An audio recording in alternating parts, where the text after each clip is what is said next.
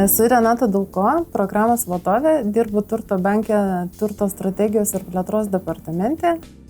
Mano diena gali prasidėti arba biure, arba objekte pačiam, arba dirbant nuotoliu.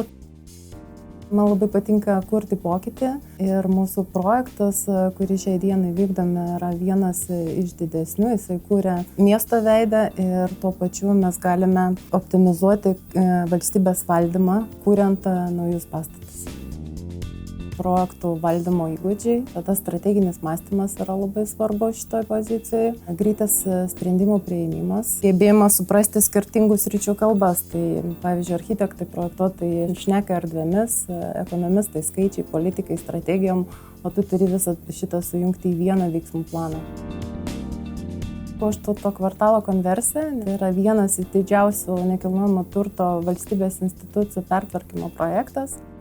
Šį kartą nusprendėme padaryti kitaip ir Goštauto kvartalo konversiją pristatėme per kūrybinės dirbtuvėlės. Geras pavyzdys, nes žmonės dalyvavo ir čia bus sukurti ne tik kvadratiniai metrai, bet ir pačių žmonių emocijos ir jų patirtis.